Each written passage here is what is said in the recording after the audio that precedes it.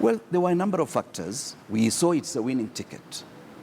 Raila said, I'm willing to fix this job for only 5 years, and I will allow you to take care of Kenya for the rest of our consideration. And we said, okay, let's give him a chance.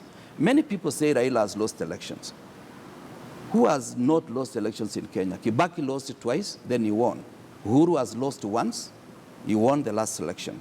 Abdoulaye Wade of Senegal reigned for 35 years and he lost elections. When he was 80 years old, he became the president of Senegal and he served 2 terms. But Raila has been gracious. He wants to serve 1 term, then he goes home. The rest of it he leaves to us. And he has not appointed his heir apparent. He has said, the rest of you, including myself, including Kipkulei, if he joined us, can be a presidential candidate 2022. This is an assurance he has given us, and we had to go through sleepless nights deciding on who is going to be the flag bearer. And he had a lot of convincing words, and we said, let's give him a chance.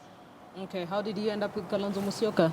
Kalonzo Musyoka was a constant, because we have to agree that this country is polarized into Eastern and Western. We said we cannot have a ticket of Raila and Musalia, because that will be taking power to west of Rift.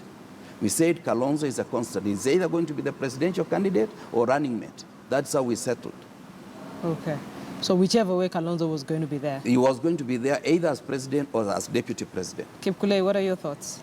On the side, I think it's good you have gotten some insights, especially the how they arrived behind the scenes. Behind the scenes. What is interesting is that in those configurations, as Mheshimiwa has mentioned, is really locked out one candidate, that is Moses Wetangula, from the entire configuration. He was nowhere near the position of even a deputy prime minister, deputy president. That is the one thing that is coming out clearly, and that really speaks about the position of Wetangula within this coalition. And secondly, I think on the Isaaco question, I would like to mention that specifically because the bringing in of Isaaco was an attempt to appease the Kalenjin community and probably get part of the community into the NASA fold. Wait, did they bring him in or did he walk into it consciously? He made a conscious decision? Well, you can look at it in both ways, but look at Isaac Ruto as having being faced with the dilemma that he has presented to us even up to the moment. Yesterday, when he was presented to Kenyans as the Deputy Premier Cabinet Secretary, he was the person. They gave the position to him. But when he was making the announcement as Isaac Ruto that he's joining NASA, he said, I'm going to run for governor. So what you are looking at is that probably Isaac Ruto reached, when Julius Caesar said he have crossed the Rubicon, there is no turning back.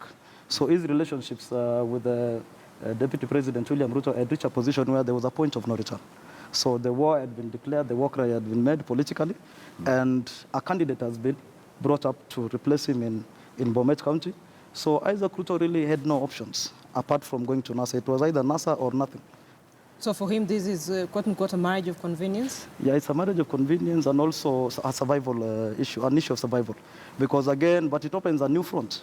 Now, in the Rift Valley, I wonder, I doubt if he'll be able to bring in quite a substantive vote into the NASA fold, primarily because the position that he has been given is largely vague. Already I'm seeing on social media and even conversations going around that the Kalenjin community has to make 2 decisions, either stick with the deputy president who is substantively in office and has a confirmed stake as deputy president, or stick or go to follow Isaac Ruto to a position of assistant. Okay, they use a derogatory term, which I don't want to use.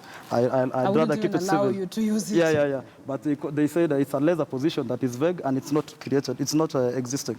So what I see is that without undermining the position and the influence of Isaac Ruto, is going to bring a certain number of votes into the basket, but not to the extent of 10%. Probably it is good to be optimistic. And also there is a danger in projecting yourself as winning between the range of 52 to 55% at minimum, because all the government has to do, the ruling party has to do, is to strategize and get probably 6% more than you.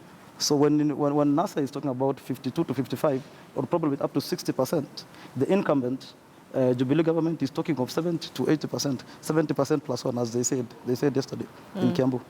Mheshimiwa, Well, we don't want to lie. Figures speak volumes. Today we are ahead of Jubilee.